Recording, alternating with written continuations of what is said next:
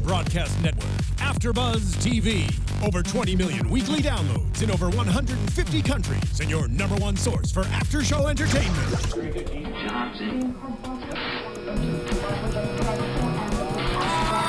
AFTERBUZZ TV, the destination for TV superfans. Producing aftershows for over 300 of your favorite TV shows, interviewing celebrities and showrunners, and bringing you behind-the-scenes exclusives. All thanks to E! Entertainment's Maria Menounos, producer Kevin Undergaro, and internet leader Akamai.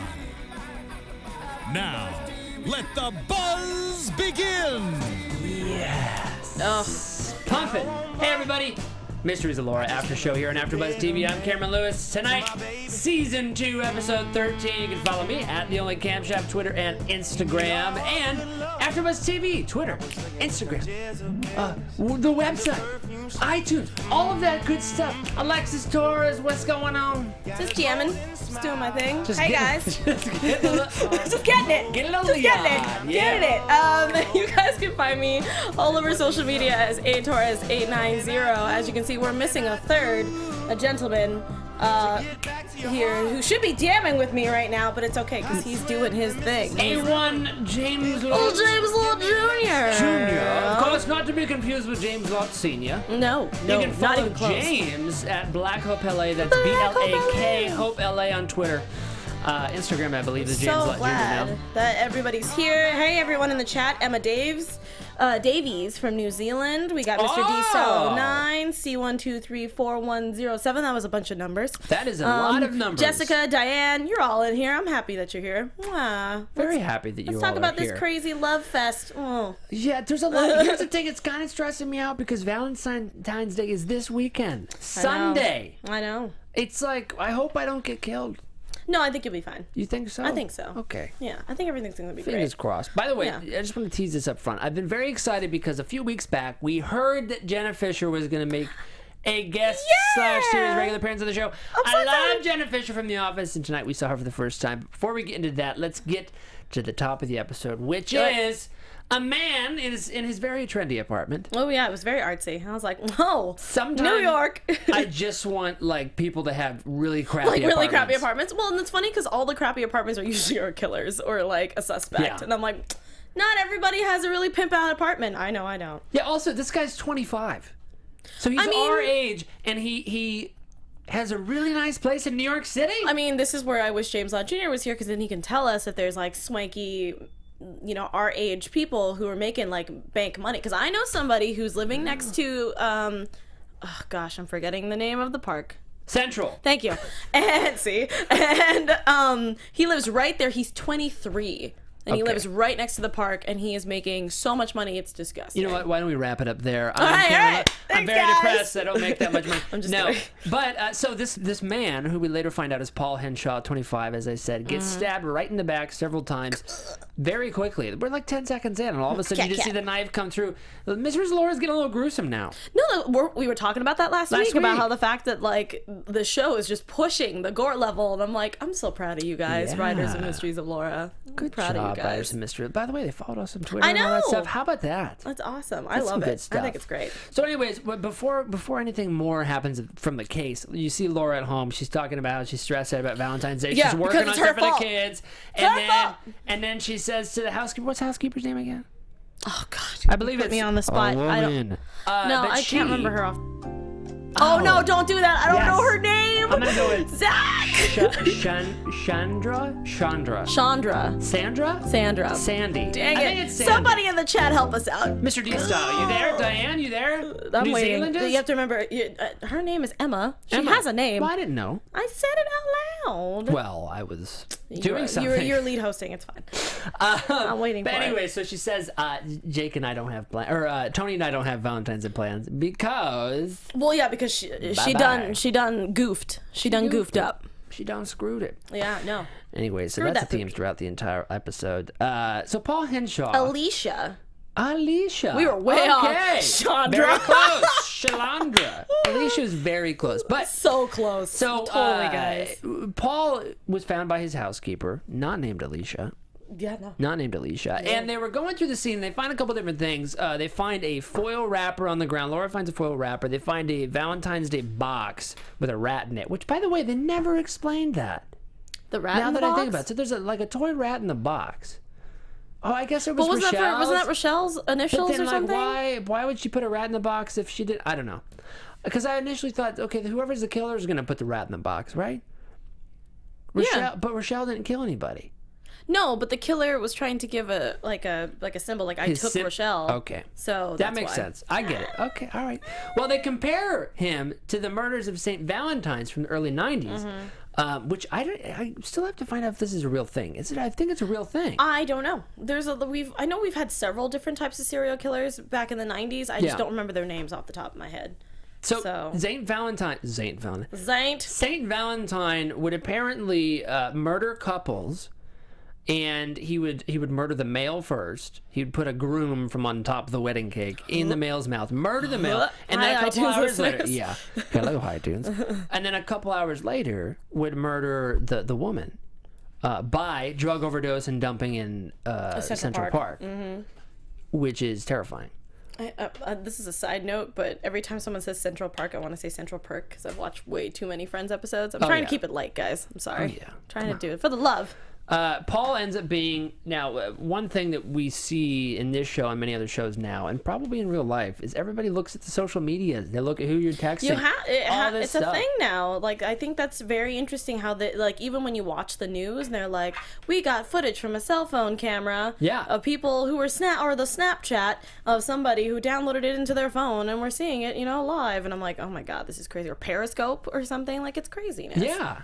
But here's the only exception. Laura said Paul is the only millennial that does not put his entire life on the internet. So it complicated. I know some millennials who do that. I think it's becoming more common. Yeah. Which I wonder if that's going to affect crime. I mean, it could. I mean, it'll just make the police have to work a little harder. Check MySpace. MySpace is probably where people everything. post and stuff. Yeah. That's all I'm saying. Hey, see my top 10? One of them's murdered.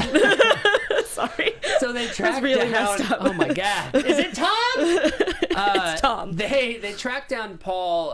They talk to his landlord. They find out where he works. They go to his work. He works at a new media company. There's some jokes there about all these people at this new media company having fake titles, which I think is really funny. Like the intern is named Rochelle is an intern, but she's like coordinator of something. And I think it's so ridiculous that people are just throwing out titles for things, and you're like, what do you do? But it's very true. I mean, no, I know. I've definitely 100%. Worked in a few companies where I was like, my title has nothing to do with my work. I've flared up my resume. Yeah. You know what I'm saying? Yeah. But Rochelle, that's where they figure out Rochelle's initials are RAT, which is the rat. And they figure out, they find a mixed CD, which, by the way, I'm thinking I might do the mixed CD this year. It's a good idea, Really? right?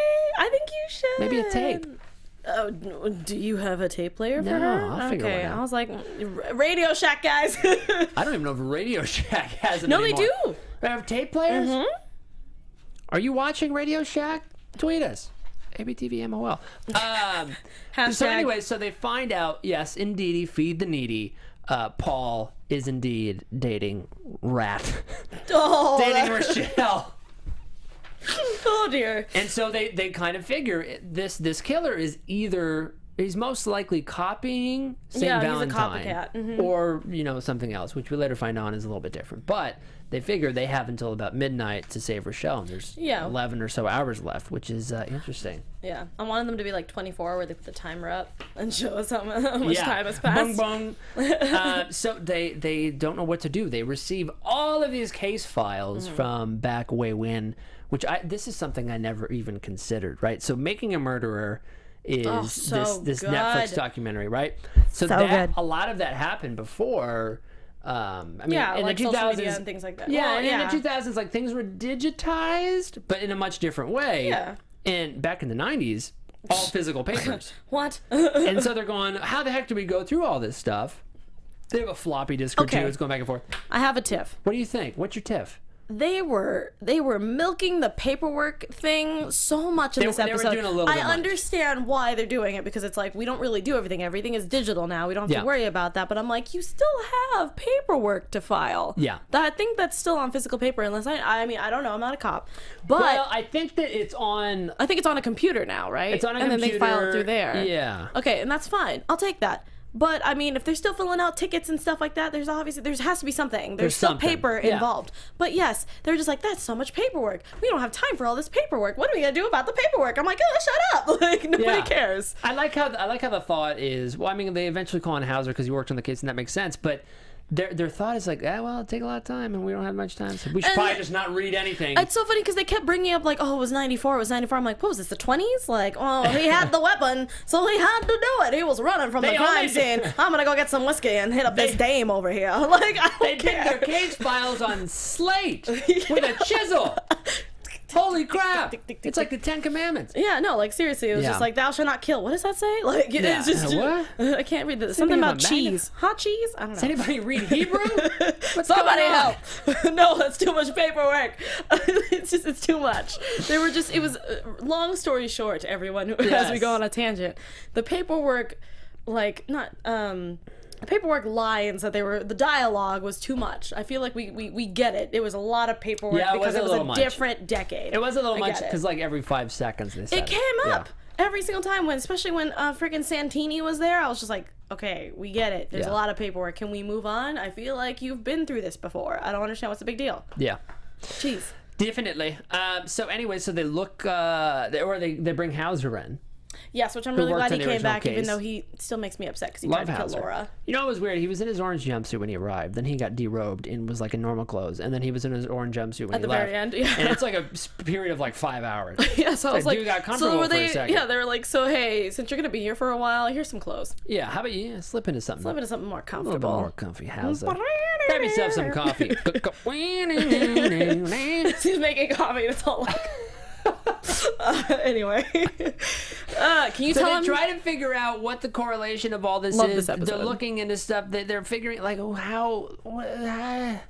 look at online photos because there's scuff marks. There's a theory that I thought that was interesting that they had the same. He did the exact same scuff marks from the thing there. But obviously, when we find out what happened later in the episode, I'm like, okay, the scuff marks. Okay, I get it. Well, they track down those pictures to a website that sells serial killer memorabilia, which it's probably a fake website. No, but it's a thing, though. That's a thing? Totally a thing. I like, I don't know anyone personally. Is that like the deep web or whatever it's called? Yeah, sure, if you want to call it that dark way. Web? It's just that, the dark web, I guess. I don't really know the actual term for it, but yes, I think you're correct. Yes. It's just that there are people who are, you know how like people are just obsessed with like certain things and they'll like have like Pinterest boards about it? Yeah. Think of it like that, but except obviously it's more of like people who are really into history, and then they go into like serial killers, and then there's just that really dark part of people where they're just like, oh man, I really like this serial killer who's great, and this and this, and or they don't think he's great. They just love they just love the chase of what he was, you know. So everyone has their own dark interests, and I think that's a whole different group of people. Certainly. Oof, Well, they track the website down to the owner of this shop who runs a website. Weird lady. Odd lady. Oh, yeah. Oh, very gosh, much so into creepy. all that stuff. And she says, I have a private collection. I know, and then she like she looked like the Crypt Keeper where she was like trying to like unlock the drawer, and then she had what was it, Glenn Baker's baby teeth? Yeah. Which would somebody, so she says she bought him at an auction. Yeah, on the estate when her mom died because they kept the baby teeth. Well, I guess because the mom died, that's why she was able to buy it. Actually, now that you think about it, like, you know, like, have you seen the movie Chicago? Yes. Like, you know how like when the main girl Roxy, when she committed a crime, her apartment, all her stuff was on for sale, and people were buying her stuff because they're like, oh, she was the girl that killed her lover, and this and this. Like, the people were obsessed about, you know, hearing about women who were not slighted, but they were deceived, and they killed the guy that was just, you know, and then all these women were like, I want to be like her, I want her hairstyle and her clothes, and it's just weird. It's like fantasizing over someone who did a terrible thing. Very odd. You know? And people pay a lot of money for that. Like, I think I don't know specifically, and you guys can give me flack for it later, about Jack the Ripper, if he was an actual real person, and some people are like, he was, and some people was like, no, it's fake, and and how this, I can't remember who our fanatic was. Kevin Williams. Yes, how that person was. I mean, obviously, to us, Saint Valentine might be a fake character, but to, in this world, they're like, no, this person's real. I'm going to do all of the research and then write an a biography about it or a book about it. Yeah, which is interesting. Yeah, I mean, so I know some, like, I don't know anyone personal, but I've read some stuff about people who are like Jack the Ripper, like, enthusiasts or something. Or like Manson. Yeah, like there's people out there about it, and I think it's everyone has a hobby, but whoa, guys, whoa. Everybody calm down. Yeah, like, simmer down. Can we, like, play, I don't know, ping pong or something? Ooh, I like Can ping pong. that be that? Yeah, it's a good game, right? Yeah. Can we have a little ping pong in season 3? Yeah. Oh, that's Mysteries a great little ping pong. The mystery of the paddle. I don't know. Ooh, that was that's a not stretch. dirty. Anyways. So they need a warrant to go and search Kevin's place. And let's be honest, it's skeevy, right? Kevin is suspicious. But guess who shows up to help? Jake calls in a favor. Oh, yeah. To Miss Pam Beasley, Jenna Fischer herself, who I'm very excited she's back. I'm very excited she's here. We've been looking forward to her joining the show. I don't know that I've ever seen Jenna Fischer in, I guess, a dramatic role, but I guess Mysteries of Laura isn't that dramatic. Yeah. So, I don't know, but I'm happy to see her. And that we knew that she was going to be Jake's love interest, and we predicted last time, or the time before, that this indeed was going to be the timing of this situation. And right after a breakup with Tony. Yep. When she wants to get back with Jake. And she had a little... And blah, blah, blah. And she had her... We'll get to that. We'll get to the ending, because I'm like, okay. We'll get to that. Anyways, they go to Kevin's apartment. He walks in. He's like, ew, you guys have figured it out. I'm going to write a book. that was your impression of him? He's a weird dude, that Kevin. He is a weird dude. But I did like the fact that he was technically useful, because... That's true. All of the thing, because he's done such deep research on Glenn Baker, he found that there was a lot of flaws in the evidence that was happening, even though Hauser was just like, no, we caught the guy, he's this and this and this, let's go to cigar. Like, I don't know, like, every time I see him, he just... 20, she? Yeah, he just sees like, yeah, see, I caught the guy, What do you think of the jump shoot? Oh. Fine, those suspenders. I mean, I don't know, whatever. It's just like, it's weird. He talks like he's back in the 20s. He does a little bit. What's up, kid? Proud of you, kid. How you doing there? Like he literally should be sitting there with like... read all about it, see? So Kevin, I guess it's not that creepy of... I mean, it's still an obsession, right? No, you're correct. And it's an obsession. It's just like when people are obsessed with, like, I mean, guys, as nerds, I am a nerd myself. I am obsessed with Lord of the Rings and things like that. But, like... I don't sit there and, like, how people would do, like, live role playing, like things like that. Like, people take it to one level, and then there's the next and the next and the next, and then there are just people who will steal baby teeth because of a person that they're really obsessed about. That happens from time to time. Yep. I treated like a where celebrity. my baby teeth are at, actually, now that I think about it. I hope that my mother did not keep my baby teeth. I'm looking at you, mother. I don't think my mom did keeping my either. baby teeth. Because I remember flushing them. You flushed your baby teeth? I don't know. Maybe that was the goldfish. Anyways, I'm going to remind everybody to subscribe to the podcast, iTunes, all that good stuff. YouTube/AfterBuzz TV, I believe. And you can comment there as well in the live stream right now, actually. Yes, and I am reading. Thank you all for doing that. And share it with a friend. Comment, rate us 5 stars or 4.5. We'll take that too. Tweet us, #ABTVMOL. Alexis.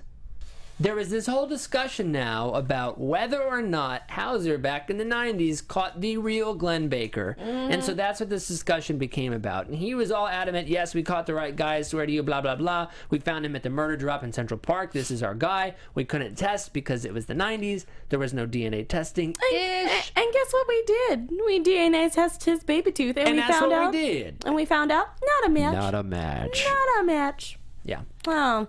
How expected. Funny. Yeah, how expected. Very much expected. And so they're trying to figure out if this guy's a copycat or whatever. But Laura ends up figuring out, hey, they're partners. Yeah, I was sitting and there. And guess who freaking predicted it? Yeah, but I didn't completely, I wasn't sold on it yet because I was like, I feel like that would be a cop-out if we had a partner that just wasn't caught because of some circumstance. Yeah. So I was like, I'm not going to tell Cameron. I'm just going to keep going. And then Laura and Jake started to kind of tease to it, and I was like, no. And I, like, hit pause, and Cameron was like, what? And I was like, there's going to be a partner play. Yeah. Looks like there's a second guy. I'm kind of sick of you doing that to me. I will just stop. I'll just stop saying things, and I'll just like, be like, in the first second, you're like, it's the dude in the hoodie. And I'm like, what dude in the hoodie? You're like, in the background, look. He's there. He's on a cell phone. He's buying cheese.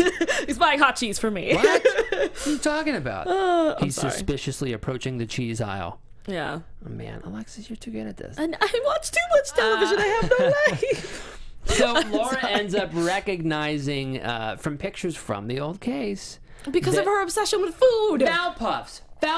The obsession with food. What do Valpuffs actually look like? What do you think? I believe they are a picture of marshmallow, right? Okay. Golden brown. Okay. Inside, little caramel. Oh. I think that's a Valpuff. I'll take it. Yeah. Yeah. We'll be right back. Yeah. Wow. This episode is sponsored by Valpuffs. So there was two different wrappers, right? There's an outer wrapper and inner wrapper. Now, Glenn Baker, according to Kevin Williams, is allergic to chocolate. Which made sense. So that's why he had the outer wrapper. The inner wrapper, this guy. Mm-hmm. Ridiculous. This second Saint Valentine killer. Second Saint Valentines. So yeah, they go online, Valpuff's website, figure out how many people have bought these things. Not that many, 637. I mean, that's not usually that's not usually typical for those nostalgic I can't do it anymore. It's hipsters, I hate them. But I'm just kidding. For the autism candy folk. Yeah, I mean, I'm glad that they exist, and I hate that. I love that Max was just like, I can't believe I just said that. Yes. And it was adorable. But I mean, there are times where if they bring something back for just the nostalgia factor, it could help out in a big way. Or just bring back some really good memories. Hence the nostalgia part. Either one, I'm okay with. Yeah. I just want to know what a Valpuff tastes like. Somebody make them. Ooh. Yeah. Ooh. So anyway, they cross-reference the Valpuff database, all the purchasers. Meredith is such a smart cookie. With all those people from the 90s. Yeah, which makes sense because they're the ones that ate them. Yeah, and they figure it out. Yes, we had. They figure it out that, what is his name? Wayne Lewis. Wayne Lewis, yes. Bought 6 boxes of the puffs. You know what I'm saying? Yes. Yes. Well, they go to Wayne's house. They find his ex-wife, Mindy, who, I mean, he doesn't live there anymore. They track her down. Mindy is obviously very scared. Yes. Oh, poor thing. Looks like Rochelle, apparently. No, it was nuts. They put the picture up against, to compare. Yeah. Holy smokes. Also, Diane was, when we were talking about that he had a second St. Valentine's killer, Diane Sutherland was like, would you say he was a copycat? Hi-yo! Get out of here, Diane. Good you know job. how I feel about puns. Good job. Good job. Anyway, Diane, thanks for... I thought that was really creepy. And then when I found out that it looked like Mindy, I didn't know that they met through the St. Valentine case, but I was like, I wonder if he's trying to get back her affection because it looks like she said ex-husband. Well, you were right. But I wasn't expecting that though that time. I was just kind of like, that would have been really gross. I was expecting that you were going to be right. No, not this time. I was like, no, but that's stupid. That is why, he to did that it. point, that's why there was the 22-year break, too. Is because he got together and whatever, and then the affection kind of tore apart, and he said, hey, I need to get her back. And so exactly what you said, the fear thing. Which is nuts. And they said that he's a fiber optics installer, works for a company called DDY Data. And so they track down this storage unit that Mindy was talking about. They look through that. They see that he's living there. They talk to the manager, shows him pictures, and he's carrying out a case at one point wearing his work uniform, DDY Data. And it's the weekend, so they're wondering, why is he wearing his thing? Why is he wearing his... That's where he has his the uniform. body. And it's because nobody's there. He can get in with the box, no questions asked. Yeah, with a giant box. And fit a woman in there. And it's near Central Park. Where his that's where that drop at. Where that drop at. So he's been working at that company for 22 years. That's crazy. Long time. But I mean, again, in a sick, twisted way, it made sense. It was like, oh my gosh. Yeah. I have found my perfect situation. So they team up with, now this, I really wonder how much this technology is used. Laura and Jake and all the peoples, all the good guys, if you will, are working to find Wayne inside the DDY Data building, and they use like infrared. Yes, they said that things when they fly around. There was, what was a helicopter or an airplane or some sort of aircraft that flew over that had some sort of heat and cold signatures Yeah. or sensor to find, and pretty much they found out that there was two signatures that they found. One was cold practically and then there was one that was completely warm, which was someone who was pacing back and forth because they were nervous. And then they were able to get a camera because there was a team in the building. They just couldn't get into the server room, which is pretty much like a vault. Yeah, because that's where, for a fiber optic data company, that's where you would be. That's where the money's at. Yes. So I was thinking, okay, so how are they going to get in without Rochelle being completely dead at that point? Which is tough. And Cameron's making this face because I sat there and I was like, how are they going to... pissed. Yeah, he's very upset. I sat there and I was like, how are they going to get in? Because if it can't go by force and they can't go in by stealth, I guess, to a point. I remembered, he's been married. Why is he doing this? He's doing this because he loves his wife and he wants his ex-wife back. So they're probably going to use her in some some weird way. I don't know why I'm talking like Trisha Takanawa from Family Guy, but it's happening and I am dedicated. I'm standing here with Cameron Lewis. Inside the server room. Inside the server room where Saint Valentine will kill Rochelle.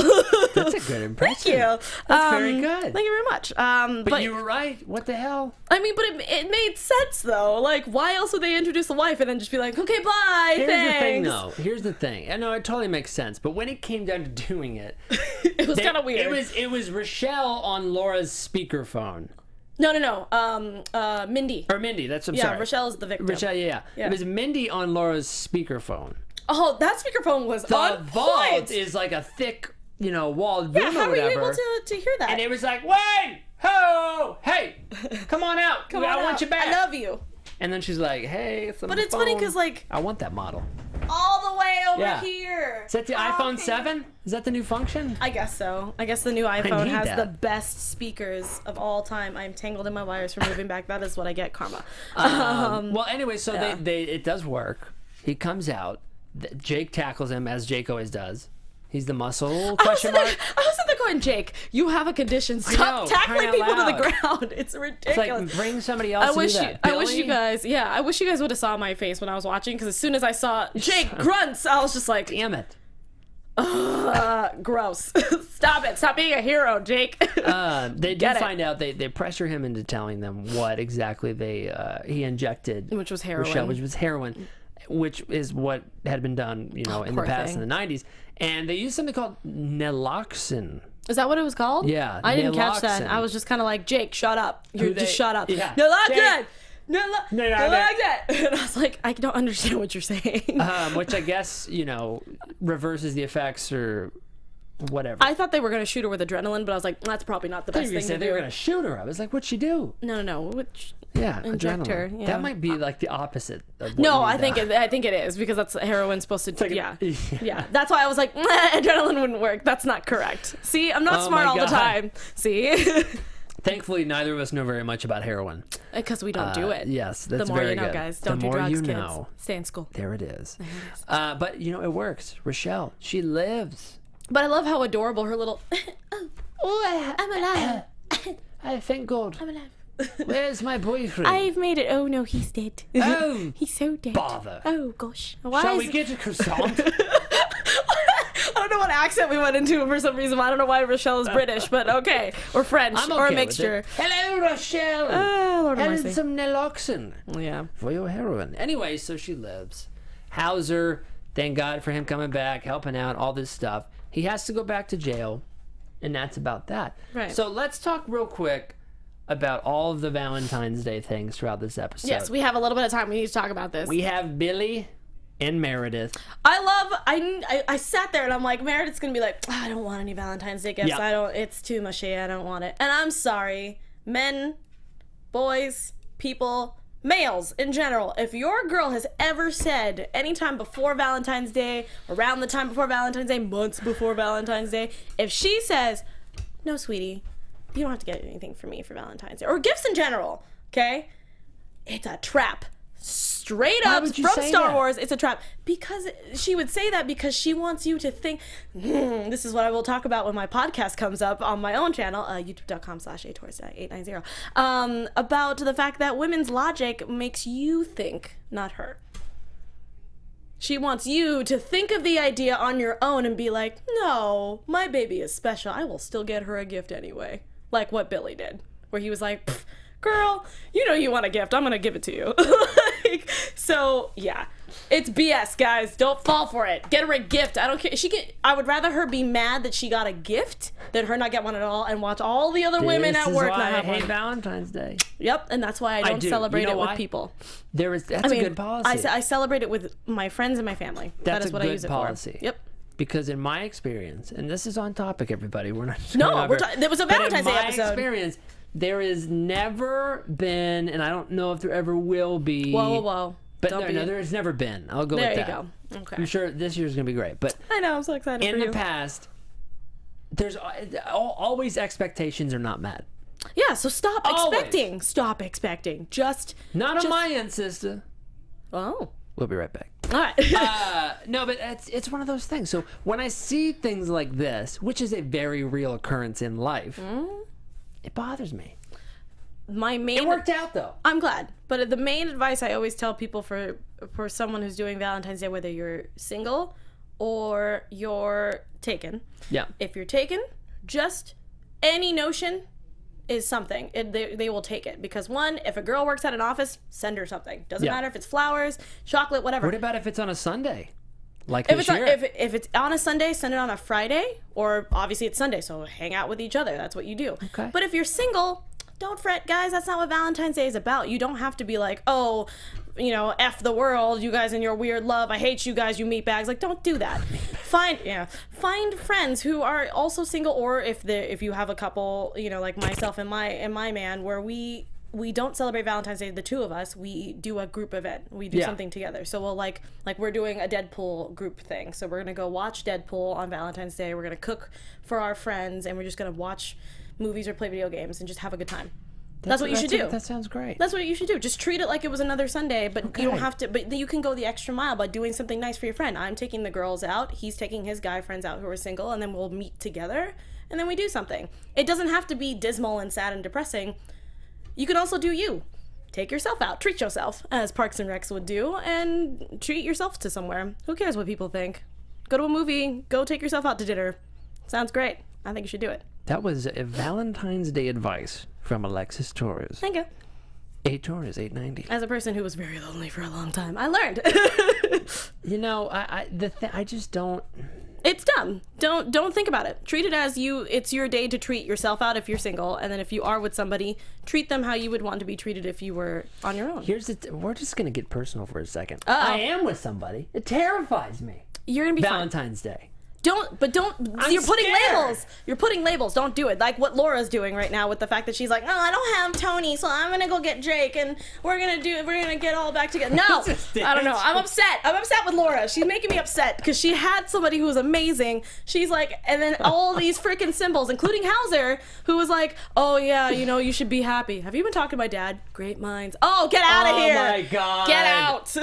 Laura, gone. Laura messed up. She had someone that she was actually happy with, but she decided not to because she was holding herself back from Jake, and then now that she finally has a grasp of the fact that she was holding herself back, now she's ruined her chance, and now she is going to be sad and depressed. But that was her fault. Yep. I'm upset. upset. That is her fault. I'm very upset. She's very bad with timing. So my advice to you, who I know a lot of people who are also terrified of Valentine's Day, do not treat it like it's Valentine's Day. Treat it like you're just going on a date with your girl. I like that. Don't even think about it. I like that. Just be like, hey, I want to spend time with you because you mean something to me. Let's go get dinner, get some good food, go watch a movie or do something, whatever. And then unless you're proposing on this girl, then fine, do something a little bit extra special if you're going to do. Whoa, I know that's not what you're doing. I'm just saying. But Valentine's Day should just be another day that you just spend a little extra on the person that you love or people that you love. Okay. Yeah. Like my grandma, I sent her flowers on Valentine's Day. Oh my God, that's the sweetest thing I've ever heard. Yeah, that's what I do. That's what I do. And I'll get like fake flowers from my girlfriends, and I'll just be like, here, you're my friend and I love you. Ooh, Here's a flower. I like that. Yeah, Do not take the label. Just treat it as, hey, this is a day of love. I love you. Let's do that. Yeah. Oh.